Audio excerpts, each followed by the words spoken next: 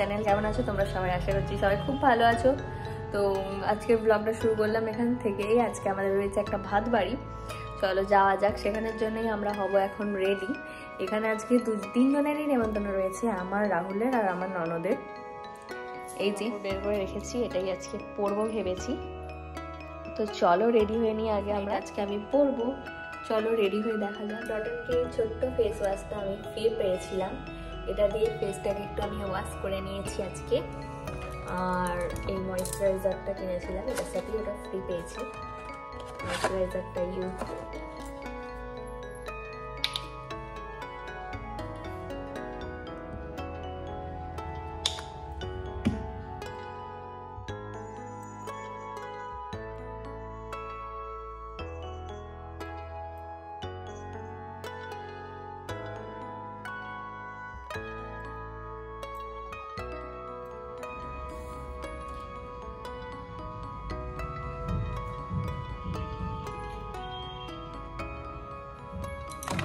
তুই ডিস্টার্ব করছিস কেন? তাহলে তো দেরি হবে।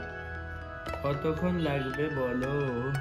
মায়ের কাছ থেকে আমি এখন শাড়িটা পরে চলে এসেছি। তো দেখো দিশা আর আমি দুজনেই এখানে এখন রেডি হয়ে গেছি, আর রেডি হয়ে আমরা বসে আছি। এখন রাহুলের একটা কাজ পড়ে গেছে, তো আসতে ওর লেট হচ্ছিল। আর এই যে 2 ঘন্টা পর এসে রেডি হয়ে নিয়েছিল 5 মিনিটে। এখন চলছে চশমা সাফ সাফাই, এবার আমরা বেরোবো এখান থেকে। এখন আমরা খাবারটা নিয়ে চলে যাব দাদুদের বাড়ি, ওদের ওখানে খাবারটাকে দিয়ে তারপর আমরা ভাত বাড়ির জন্য যাব।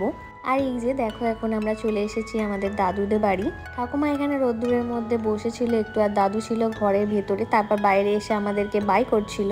তো চলো এখন আমরা যাব। আমাদের বাড়ি থেকে খুব একটা বেশি দূরে ছিল না ভাত বাড়িটা, আমাদের শুধুমাত্র বন্ধু নিমন্ত্রণ ছিল, বন্ধুর ভাগনা হয়েছে তাই জন্য। এই যে এসে দেখলাম যার ভাত সে এখন খাওয়া দাওয়া করছে।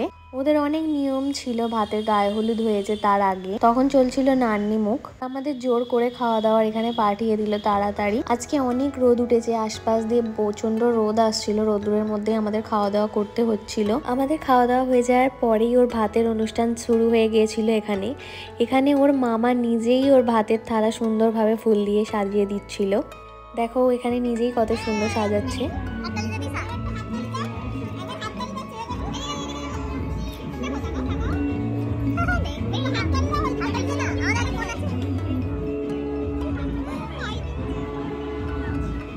এখানে দেখো এখন অনেকটাই বেলা হয়ে গেছিলো ওদের, যেহেতু সকাল থেকে অনেক কিছু রিচুয়ালস ছিল, গায়ে হলুদ টায়ে হলুদ, আর অনেকটা দুপুর হয়ে গেছে, ওর খাওয়া দাওয়া হয়ে গেছে, আর ওর ঘুম এসে গেছে এখন একটু। যত জায়গায় আমরা ভাত বাড়ি গেছি সবসময়ই দেখেছি বাচ্চাগুলো খুব বিরক্ত হয়, কান্নাকাটি করে, কিন্তু এটা একদমই অন্যরকম ছিল। এক ফোঁটাও কাঁদতে দেখিনি আমরা যতক্ষণ গিয়েছিলাম। ও খুব শান্ত ছেলে একদমই মনে হলো। আর ওর মা দিদা সবাই বলছিল ও একদমই কান্নাকাটি করে না। এখানে দেখো ও এখন সাজিয়ে গুছিয়ে নিজেই বসে গেছিল খেতে, তাই জন্য আমরা বলছিলাম কটা আইবুড়ো ভাতের ছবি তুলে নিই তোর। দেখো এখন ওখানে বাচ্চাটাকে মালা ফালা সব পরিয়ে দেওয়া হয়ে গেছিলো, কিন্তু তাও ও কান্নাকাটি করেনি। আমি এখানে ভাইপো বলে দিয়েছি, এটা ওর দিদির ছেলে, মনে হয় বোনপো হবে। এখানে ওর মামা নিজের হাতে খাবারের প্লেট সাজিয়েছে, কেমন সাজানো হয়েছিল সবাই অবশ্যই কমেন্টে জানিও। কিছু ফটো তোলা হচ্ছিল এখানে এখন, তাই জন্য এখনও খাওয়ানো স্টার্ট হয়নি। আর এই যে এতক্ষণ পর টোপরটার জন্য একটু বিরক্ত লাগছিল, তাই কেঁদে উঠেছে, কিন্তু ফাইনালি ওই একটুখানি পরেই চুপ হয়ে গিয়েছিল। এখানে বড় করে ওর নাম দিয়ে সাজানো ছিল, নামটা আমার খুব পছন্দ হয়েছিল, বেশ আলাদা ধরনের নাম ছিল ওর। আমার কাছে নামটা বেশ নতুন লেগেছিল, আমি আগে কোনোদিনও কাউকে এই নামে শুনিনি। আমাদের একসাথে আরও অনেক বন্ধুরই নেমন্তন্ন ছিল, কিন্তু আমাদের যেহেতু একটু তাড়া ছিল তাই আমরা ওদের আগেই চলে এসেছিলাম। আর এই যে ওরা এখন এখানে চলে এসেছে, আর এসেই এখানে ওদের জাস্ট কাণ্ডগুলো দেখো, সবাই মাঝখানে ওরা কেমনভাবে উলু দিচ্ছিল।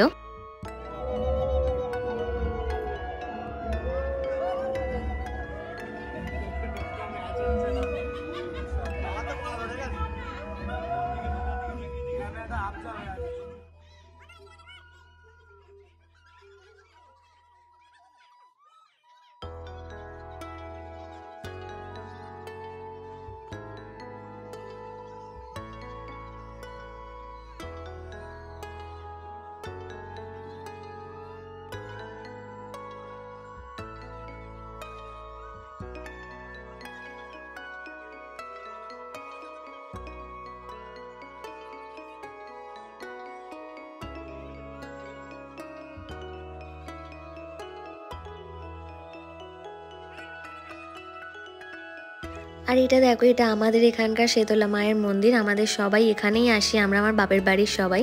রাতের বেলা আমরা চলে এসেছিলাম ছাদে, প্রচন্ড হাওয়া দিচ্ছিল। রাহুল এখানে সমস্ত ল্যাম্পগুলো জ্বেলে দিয়েছিল।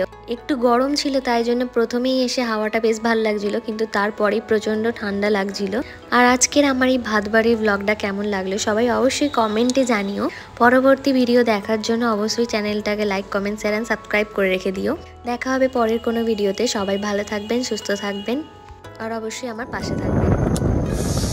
এই আমার হাতে জল পড়লো ওখান থেকে, জল এইটা পড়ছে।